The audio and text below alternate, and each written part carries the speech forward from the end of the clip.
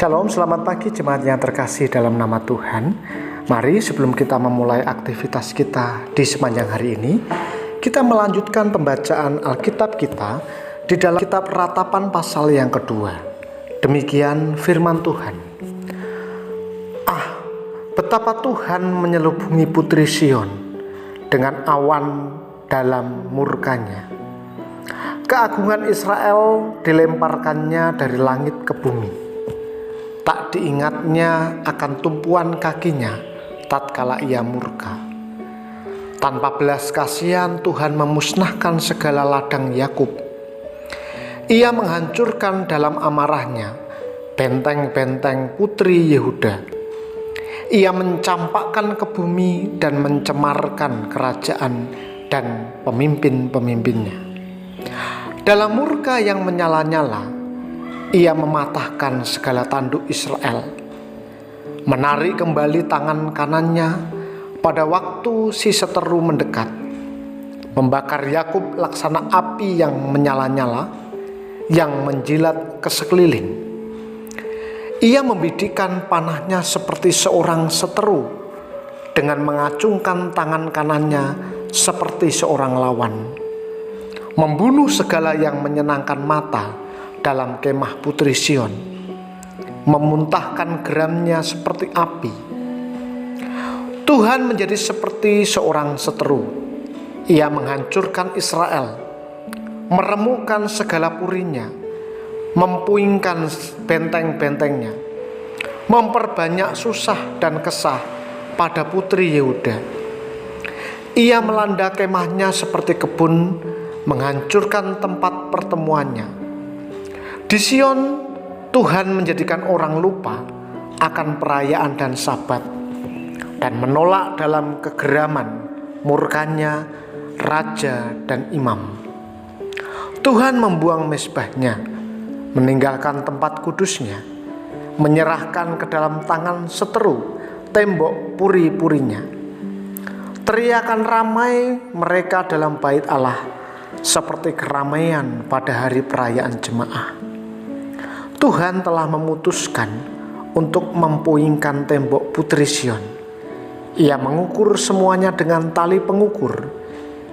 Ia tak menahan tangannya untuk menghancurkannya.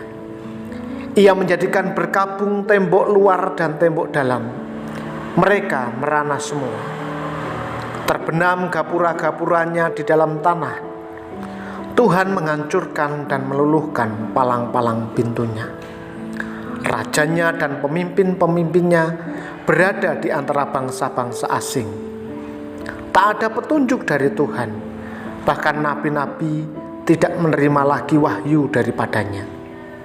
Duduklah tertegun di tanah para tua-tua putri Sion. Mereka menabur abu di atas kepala dan mengenakan kain kabung. Darah dari Yerusalem menundukkan kepalanya ke tanah. Mataku kusam dengan air mata, remuk redam hatiku, hancur habis hatiku karena keruntuhan putri bangsaku. Sebab jatuh pingsan kanak-kanak dan bayi di lapangan-lapangan kota. Kepada ibunya mereka bertanya, "Mana roti dan anggur?" Sedang mereka jatuh pingsan seperti orang yang gugur di lapangan-lapangan kota ketika menghembuskan nafas di pangkuan ibunya. Apa yang dapat kunyatakan kepadamu? Dengan apa aku dapat menyamakan engkau, ya putri Yerusalem?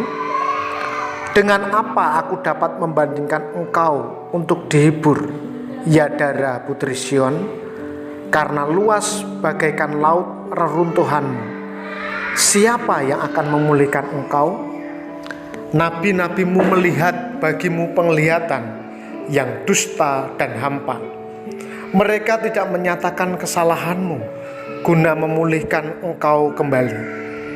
Mereka mengeluarkan bagimu ramalan-ramalan yang dusta dan menyesatkan. Sekalian orang yang lewat bertepuk tangan karena engkau. Mereka bersuit-suit dan menggelengkan kepalanya mengenai putri Yerusalem.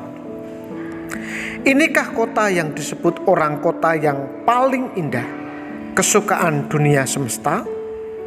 Terhadap engkau semua seterumu mengangangkan mulutnya. Mereka bersuit-suit dan menggertakkan gigi. Kami telah memusnahkannya, kata mereka. Nah, inilah harinya yang kami nanti-nantikan.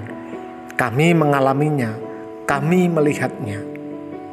Tuhan telah menjalankan yang dirancangkannya. Ia melaksanakan yang difirmankannya, yang diperintahkannya dahulu kala. Ia merusak tanpa belas kasihan.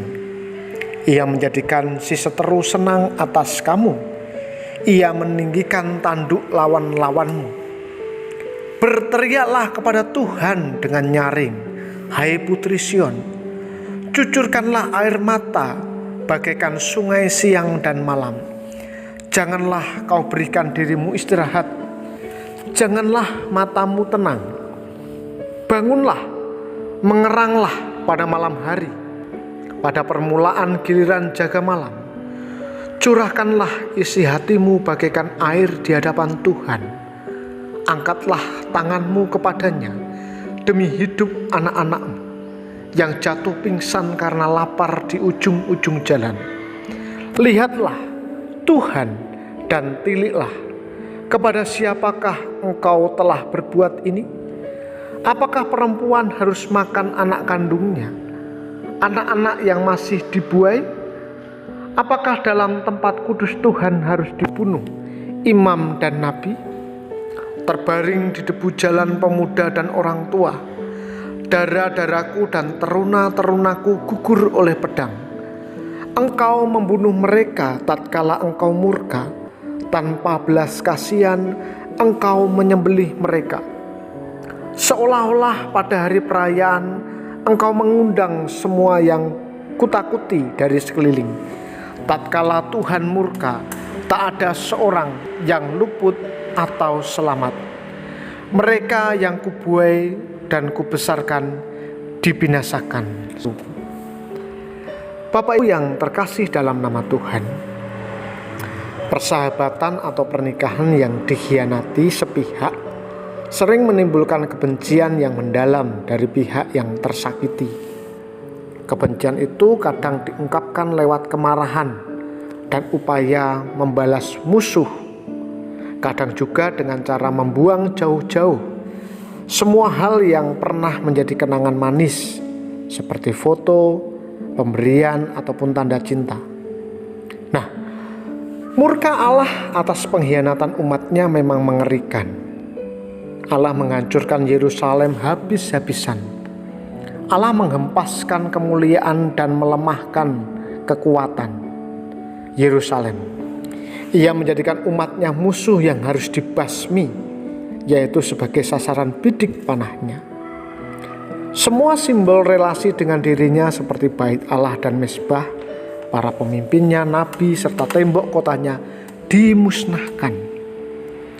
Apa yang terjadi pada Yerusalem begitu mengenaskan, sehingga respon yang tersisa dari penduduknya hanyalah berkabung tanpa dapat berkata-kata, termasuk untuk menjawab rengekan anak-anak mereka meminta makanan. Tidak seorang pun dapat menghibur Yerusalem. Para nabi palsu yang dahulu menyesatkan mereka dengan nubuat palsu, sekarang bungkam. Bahkan bangsa sekeliling justru menyoraki mereka. Nah, Bapak Ibu, ratapan pasal yang kedua ini tidak ditutup dengan perasaan putus asa yang berujung pada bunuh diri atau perbuatan nekat lainnya. Peratap mengajak pembaca untuk membuka diri kepada Allah dengan tangis penyesalan yang mendalam, sambil berharap pada belas kasihan Allah. Inilah seruan iman bahwa Allah tetap mengasihi mereka. Allah memang bertindak keras, tetapi Allah tidak pernah menyangkal kasih setianya. Apa yang dapat kita pelajari?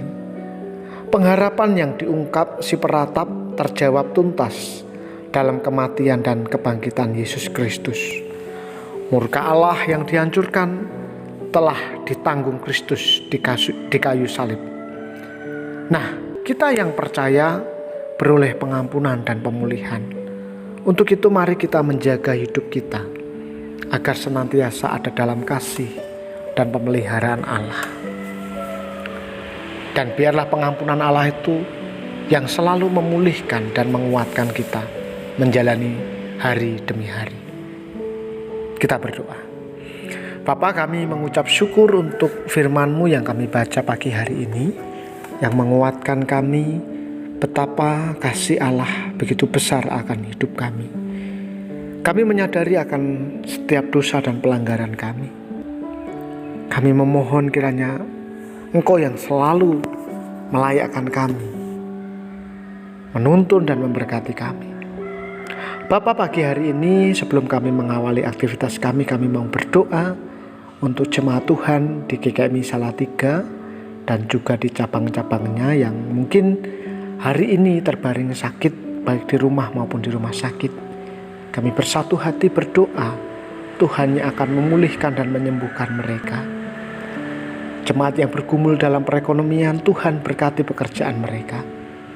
Anak-anak Tuhan yang masih duduk di bangku sekolah, mereka yang mempersiapkan diri menghadapi tes ataupun jenjang pendidikan yang lebih tinggi, Tuhan yang memberkati mereka dengan masa depan yang terbaik. Sekarang kami akan melangkah keluar, kami akan melakukan aktivitas kami. Tolong kami Tuhan, agar Roh Kudus-Mu senantiasa menuntun dan memberkati kami. Dalam nama Tuhan Yesus kami berdoa dan bersyukur. Amin. Tuhan Yesus memberkati. Selamat beraktivitas bagi jemaat semuanya.